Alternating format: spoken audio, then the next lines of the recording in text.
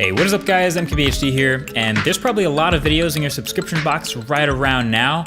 I'm glad you clicked this one. This one will be a little different. This is your official unboxing of the Google Pixel 2 and the Google Pixel 2 XL retail packaging. So by the time you're seeing this video, I've already had a Pixel 2 for around a week, and I'm putting together the full review right now, literally as you're watching this, but I did want to give you guys a few quick thoughts as I'm finishing testing. So obviously we can get these first impressions in the crowded hands-on area. That was a little while ago, but seeing the phone again in your own hands is always a little bit of a different experience. So you can see everything here that comes in the box for both Pixel 2 and Pixel 2 XL, wall adapter, USB-C cables, 2017 smartphone starter kit dongle, the whole deal.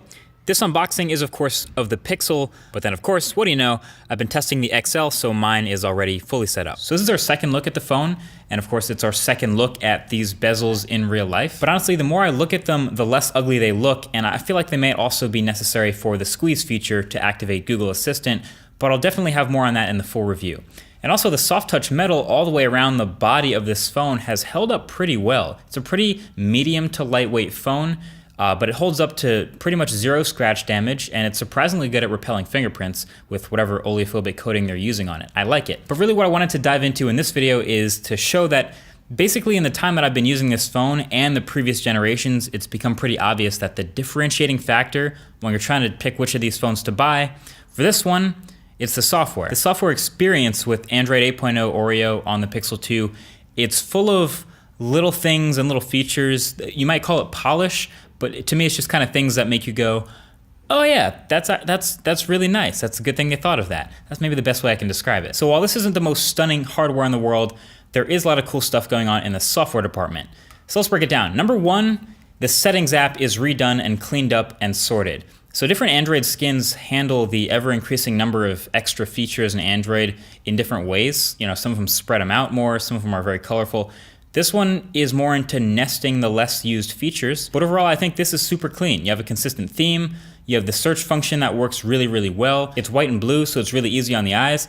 I'm a big fan of the settings app in this new version of Android. Now number two is the Now Playing feature, which is pretty freaking incredible. So this is the feature that's supposed to proactively tell you what song is playing where you are on your phone before you have to even ask it to.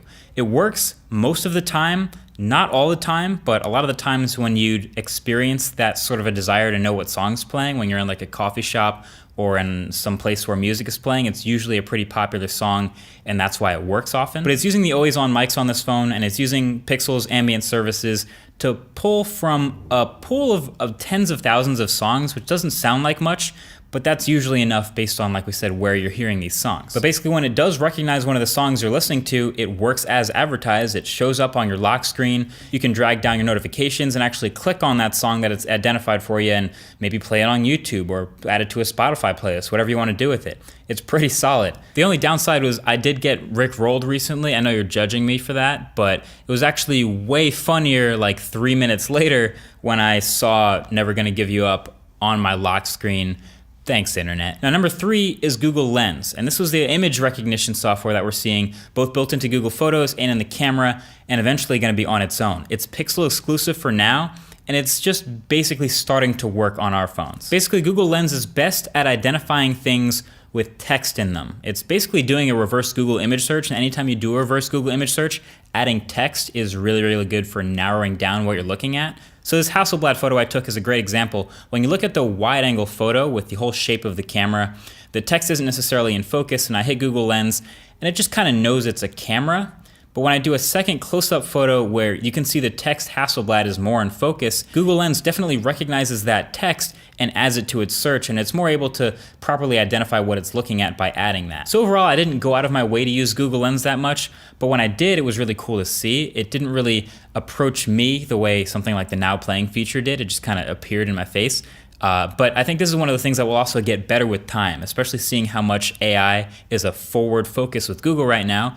I expect it to. And then number four is, I just want to say the new picture-in-picture implementation for the new YouTube app on these phones is fantastic. Essentially, you used to hit the home button before and it would immediately go into background play and whatever video you're watching would not be visible. On these phones, you're watching a YouTube video, you hit the home button and it shrinks perfectly into a picture-in-picture window that you can still manipulate and move around the page and use it in the background. And when you want to bring it back, you can tap on it and full screen the video again. I think it's great. And then number 5, the wallpapers. Yes, the wallpapers on this phone are super dope. Normally I use an app called Backdrops. If a lot of you have been wondering where some of the backgrounds on my phones have been coming from lately, that's the app I usually get them from. Those are the still static photos, but these are different. Remember live wallpapers way back in the day on Android where you used to be able to like touch them to interact with them? When they were brand new, they were a little resource intensive. You know, the powerful phones could get away with running them in the background, but not everyone could do it. These, on these new Pixels, are sort of like the 2017 next level modern version of that. So you go to load up one of these wallpapers and it looks pretty simple at first, nothing too fancy here. But if you look closely on this one, check out the cars driving on that road down there under the clouds. These tiny little moving objects, still going at a high frame rate, barely noticeable unless you're actually looking at them.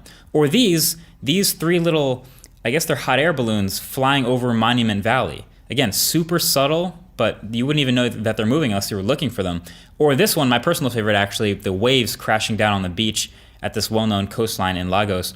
These are sweet, and good news with this part is they aren't Pixel exclusive technically. They've already been ported out. So I'll leave a link right below that like button to get these and put them on your own Android phone if you want them right now. But yeah, there's way more stuff I have to share with everything from like the little things like notifications improvements on this phone or the stabilization in the video camera, all the way up to long-term battery life and performance. All of this will be in the full review. And I know I just did a video on DxOMark, but the claim for best camera in any smartphone, yeah, that also does hold up here. So there's a lot to unpack. Expect a full review in a couple days, a little bit down the road, but this has been fun for the first impressions and the unboxing.